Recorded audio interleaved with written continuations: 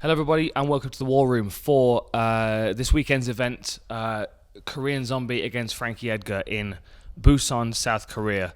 Currently in Vegas, just about to get on a plane to head there myself. Right, a few things to talk about with this matchup. Obviously, we know both of these guys very well. We know the kind of fighter that they are.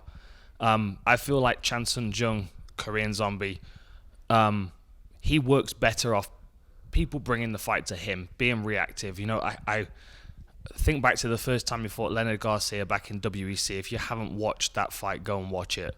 It's worth watching both of those fights because that was actually the first twister submission in the UFC as well, his second fight with Leonard Garcia. So the first fight was an absolute war, but that's because Leonard Garcia brings that kind of fight to every opponent. So Korean Zombie was quite reactive to that. If the fight's a slightly slower pace, he'll fight at a slightly slower pace. What he's got in front of him with Frankie Edgar is someone that's going to bring the fight to him. Someone that's got great footwork. He's going to constantly be moving in front of him, constantly trying to break him down with his jab and set up the rest of his boxing combinations. In a lot of Jung's fights, like I said, he likes to be reactive, so you tend to see him kind of waiting. I mean, if you think back to his most recent fight with Moicano, he stands and he waits and he looks for his opportunity. And a part of the reason why he's so good at that is because he's not really bothered about getting hit. We know this about him. That's one of his main characteristics, one of the reasons why people love watching him fight. Because he doesn't mind getting hit, he's not thinking about the punch that's coming towards him. He's only thinking about the one that he's throwing. So oftentimes it's quite accurate, it's very powerful, and we know he's got one-punch power. And if he hurts you, he will jump on you. There's no doubt about it. So Frankie's got to... we've seen Frankie hurt in the first round a few times and recover. The Gray Maynard fights always stand out to me. He's I don't know whether this is a good thing, but he's good at taking a big punch and keeping it together and winning over the distance. I think the best way for Frankie Edgar to approach this fight is to expect the first round or two for Korean Zombie to try and blast him out of there quite quickly. So, his footwork and his movement, working that lead leg, keep banging that low kick is going to be valuable to him as well. And, I mean, Frankie's much more work rate and consistency, whereas Zombie throws the big overhand right. When he throws a low kick, he throws all of his power into it. So that movement of Frankie is going to throw off the low kick game a little bit of Korean Zombie, especially if he's moving away from the power leg, from the back leg of Zombie, who's orthodox. Just looking on UFC stats, so a 4-inch reach advantage for Zombie. Nothing that is a surprise to Frankie Edgar.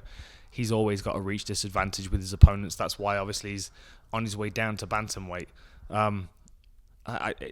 He's got the kind of style that works around that very well. If you think of Frankie Edgar's style, he keeps his chin tucked, and his chin is always below his shoulder line. So as he's moving forward, he's good at getting off to the side of his opponent's punches, letting them slip to the sides of his head, and then coming over the top and around the sides.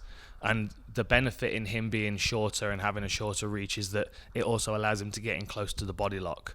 And once he's got that body lock, I mean, my favorite MMA takedown of all time is the Cub Swanson takedown, where he's on a body lock. Cub's doing a great job of defending, tries to suplex him, and then he uses this little jab uppercut to be able to create distance to turn around and attack him from the front with the double leg.